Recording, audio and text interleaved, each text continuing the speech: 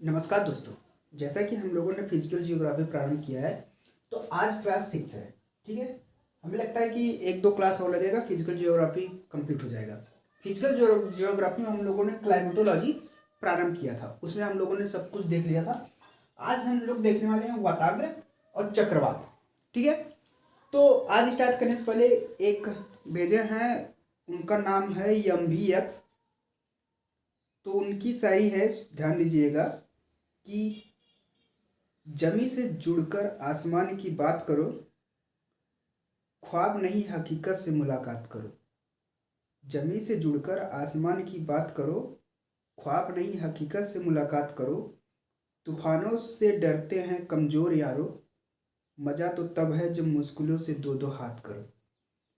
तो इसी के साथ हम लोग प्रारंभ करते हैं वाताग्र। देखिए वाताग्र क्या है, यह एक घटना है। जैसे कि मैंने जो बताया था कि हवाएं मुड़ जाती हैं, तो वही हवाओं का एक क्रम है। जैसे कि मैंने बताया था लो प्रेशर हाई प्रेशर। ठीक है, लो प्रेशर क्या क्या है, जहाँ पे हवाएं गर्म होंगी, हल्की होंगी, उनके पास ग्रहण करने की क्षमता अधिक होगी, उसमें जलवाष्प ग्रहण करने की क्षमता भी अधिक होगी। ठीक है, और हाई प्रेशर क्या बताया था मैंने, हाई प्रेशर में बताया था जहाँ पे हवाएं ठंडी होंगी, भारी होंगी, और उसमें संघनन यानी कि संघनन की मात्रा यानी कि उसमें प्रेशर अधिक होगा। ठीक है, तो उसी क्रम में पढ़ते हुए वाताग्र हम लोग देखेंगे। देखिए वाताग्र जो है कि दो वायु राशियों का मिलना ही वाताग्र कहलाता है। जैसे कि एक जो है कि इधर से आए, एक ये दोनों आके मिली, तो ये जो मिलने वाला जंक्शन है यही वाताग्र है। एक ठंडी हवा हो गई, एक गर्म हवा, ठंडी और गर्म हवा के मिलने की प्रक्रिया ही वाताग्र कहलाती है। ठीक है, अब ये जो हवाएं मिलेंगी, जाहिर सी बात नहीं है कि एक ही समान आकार से मिलेंगी। देखिए ये जो हवाएं मिलेंगी तो इनका भी एक प्रकार होगा। कुछ हवाएं उल्टी मिलेंगी, टेढ़ी मिलेंगी, आपस में मिलेंगी। तो वैज्ञानिकों ने देखा कि जो वाताग्र है, हवाएं जो मिल रही हैं, उनमें 4 प्रमुख कारण दिखे जा रहे हैं। तो उन्होंने पहला बताया कि अचर स्थिति, जो अचर होती है, अचर वाताग्र, तो उसमें बताया कि हवाएं मिल रही हैं, आके बस मिल जा रही हैं, ना ही ये इसको भगा रहा है, ना ही ये इसको भगा रहा है, ना ये उठ रहा है, ना ये उठ रहा है। ठीक है, आके ये मिल गई, इसे कहते हैं अचर वाताग्र। ठीक है, इसके बाद दूसरा दूसरा कहता है शीत वाताग्र। अब शीत वाताग्र में क्या होता है कि ये गर्म हवा यहाँ पे थी, ये गर्म हवा है, गर्म हवा यहाँ पे थी, और ठंडी हवा आती है और इसे ढकेलती है, और ये गर्म हवा इसे ऊपर उठ के चली जाती है। तो इसे कहते हैं कि शीत वाताग्र, यानी कि ठंडी हवा आकर गर्म हवा को ऊपर उठा देती है, इसे कहते हैं शीत वाताग्र। ठीक है, अब तीसरा इन्होंने बांटा कि उष्ण वाताग्र। तो उष्ण वाताग्र में इन्होंने क्या बताया कि ठंडी हवा आई, गर्म हवा स्वतः ही ऊपर उठ के चली गई, यानी कि ये आई, ये थोड़ा सा टकराने से पहले ये हवा ऊपर उठ के चली गई, यानी कि उष्ण वाताग्र। अब ये जो गर्म हवा है ये कौन सी है, लो प्रेशर। ये ठंडी हवा क्या है, हाई प्रेशर, यानी कि हाई प्रेशर वाली हवा आई, लो प्रेशर वाली हवा ऊपर उठ के चली गई, ये है उष्ण वाताग्र। इसके बाद है अधिविष्ट, यानी कि जब ये ठंडी हवा आती है और ये जो गर्म हवा है ये आ रही है, तभी से ये हवा जो है कि पूर्णतः ये ऊपर से निकल गई, यानी कि ये देखिए ये ठंडी हवा आ रही है और ये गर्म हवा है, गर्म हवा ये ऊपर से ही उठ गई। ठीक है, देखिए 4 रहे, पहला अचर आई, दोनों मिलकर बैठ गए। मान लीजिए एक कुर्सी है, ठंडी हवा गर्म हवा आई, दोनों मिल गए, ये है अचर। ठीक है, अब इसके बाद शीत वाताग्र में ठंडी हवा आई, इसको मारी कि उठो तुम कुर्सी पर से, ये उठ के चला गया, शीत रुक गई, तो ये है शीत वाताग्र। इसके बाद उष्ण वाताग्र में यहाँ से जो है कि ठंडी हवा आई और इधर गर्मी हवा, जब गर्मी हवा ने ठंडी हवा को देखा तो ये स्वतः उठ के चला गया, ये क्या है, उष्ण वाताग्र। ठीक है, और इसके बाद जो है कि लास्ट है अधिविष्ट हवा। ये आया, ये इसने देखा, यानी कि गर्मी ने ठंडी वाली हवा को देखा, स्वतः ही उठ के चला गया, ऊपर से किनारे से निकल गया। मतलब समझ रहे हैं आप कि एक कुर्सी था, ठीक है, पहले में दोनों आगे बैठ गए, ये अचर वाताग्र। ठीक है, और एक के बाद एक कुर्सी था, इस पे आया, जैसे ही कि ये पहले से ही गर्म हवा बैठी थी, तो गर्म हवा बैठी थी, ठंडी हवा आई, इसको मार के हटा दी, यानी कि ये जो है कि हवा उठ के ऊपर से चली गई, ये हो गया जो है कि शीत जो है कि वाताग्र, ठीक है। और इसके बाद उष्ण वाताग्र क्या है, तो उष्ण वाताग्र में शीत वाताग्र आई और जो है कि ये जो हवा है खुद ही उठ के चली गई, मतलब कि देखिए इधर से ये आ रही है और ये सूता उठकर चली गई, यानी कि नहीं उसने भगाया नहीं कुछ किया, उसे आता देख के वो खुद ही उठ के चला गया, ठीक है। अब अधिविष्ट में देखा कि ये जो है कि यहीं पे है, ये दूर से ही ऊपर से उठ के चली गई, यह अधिविष्ट वाताग्र। अब वाताग्र आप समझ गए होंगे। इसके बाद चक्रवात देखिए, चक्रवात जो है कि दो प्रकार से बांटा गया है, एक शीतोष्ण एक उष्ण। शीतोष्ण क्या होगा, जो शीत जहां पर ठंडी होगी, ठीक है।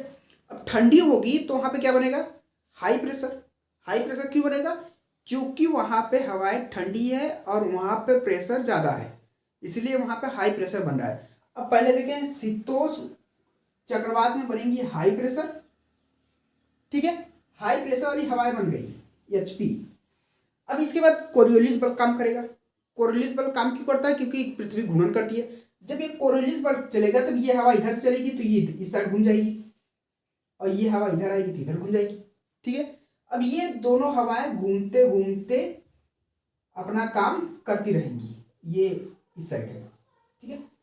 अब यह घूम घूम घूम घूम घूम घूम के चली जाएंगी। अब जैसे कि यह हाई प्रेशर, अब यहाँ पे जो है कि थोड़ा सा हाई प्रेशर बना है, अब यहाँ पे हवा चला, अब ये घूमने लगा, अब ये घूमने लगा जैसे ही कि ये घूमते घूमते ऊपर उठा तो यहाँ पे हाई प्रेशर बना है, लेकिन ये जैसे ही ऊपर बना, ऊपर गया, ऊपर की जो कोरियोलिस बल है और तेजी से काम किया और ये घूमते घूमते बहुत तेजी से घूमते घूमते यही चक्रवात का रूप ले लेता है। तो शीतोष्ण कटिबंधीय चक्रवात में आपको बस इतना याद करना है, उसमें जो साइक्लोन की आइस होगी यानी कि आग होगी, वहाँ पे होगी हाई प्रेशर। और शीतोष्ण कटिबंधीय चक्रवात पानी में भी और धरती पर भी, यानी कि स्थल मंडल में और जलमंडल दोनों में बन सकता है। यह आप शीतोष्ण कटिबंधीय चक्रवात में ध्यान रखिएगा। और यह शीतोष्ण कटिबंधीय चक्रवात अपेक्षाकृत हानिकारक नहीं होता है, यह मौसम में बारिश कराने का काम करता है, जो कि हमारे लिए कुछ कहीं कहीं लाभदायक रूप में भी देखा गया है। हानिकारक ही उष्ण कटिबंधीय चक्रवात होती है। अब उष्ण कटिबंधीय चक्रवात में बनेगा साइक्लोन आइस में लो प्रेशर। लो प्रेशर क्यों बनेगा, क्योंकि उष्ण है तो गर्मी है, अब गर्मी है तो बनेगा लो प्रेशर, क्योंकि वहां पे संघनन करने की क्षमता जो है कि फैलाव अधिक होगा और वहां प्रेशर कम होगा, यानी कि जब लो प्रेशर बनेगा तो उष्ण कटिबंधीय चक्रवात में जो साइक्लोन की आइस होती है वहां पे होता है लो प्रेशर।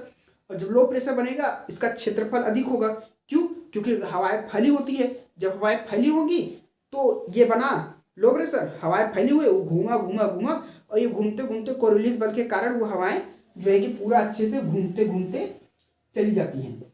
अब यही जो हवाएं घूमने जाएंगी ये ऊपर बढ़ेगा और यही जो है कि उष्ण कटिबंधीय चक्रवात का रूप ले लेगा, ठीक है। और उष्ण कटिबंधीय चक्रवात केवल जल में आता है, पृथ्वी पर नहीं आ पाता, क्योंकि पृथ्वी पर जो तापांतर होता है वो बहुत ही कम होता है, यानी कि पृथ्वी जल्दी गर्म हो जाती है और जल्दी ठंडी हो जाती है अपेक्षाकृत जल से, लेकिन जल देर से गर्म होता है और देर से ठंडा होता है, ठीक है।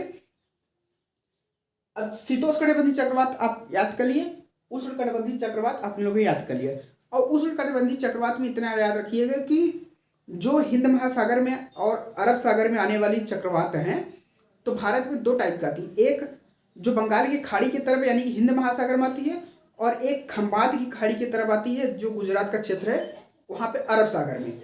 तो जो अरब सागर में आएंगी वो चक्रवात और जो बांग्लादेश में आएंगी यानी कि बंगाल खाड़ी में आएंगी वो चक्रवात, ठीक है। दोनों को मिलाकर एक संगठन बना था 2000 में, जहाँ पे 5 देश जोड़े गए थे, फिर बाद में आके 5 देश और जोड़े गए थे 2018 में। जो लोग इनका नामकरण करते हैं, सब लोग नामकरण करने के लिए अपना अपना 13 नाम दिए हैं और सब लोगों के नाम से ही जो है कि उसका गठन होता है। उसका नाम हमें याद नहीं आ रहा है, शायद ICWC यानी कि ICWC है कि ITCW है, TCWC, ये TCWC यही संगठन का नाम है, ठीक है। 13 नाम सभी देश में दिए गए हैं, इसमें भारत भी है, पाकिस्तान भी है, बांग्लादेश भी है, जो क्षेत्र जो है कि समुद्र से लगे हुए उनका देशों का संगठन है।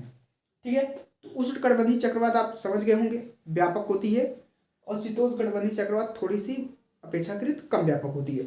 वाताग्र समझ गए होंगे कि अचर वाताग्र जो है कि स्थिर रहता है, शीतोष्ण शीत आएगा, उष्ण को उठा के हटा देगा, उष्णकटिबंधीय में शीत आया, उष्ण अपने से उठ के चला गया, और अधिविष्ट में वह आया और उसके आने से पहले से ऊपर से उठ के ही चला गया। ठीक है, तो आज हम लोगों ने ये देख लिया। कल हम लोग देखेंगे कि कोहरा क्या होता है, कुहास क्या होता है, तुषार क्या होता है, इसके बाद बादल कौन कौन से होते हैं, और वर्षा कैसे होती है। ठीक है, धन्यवाद।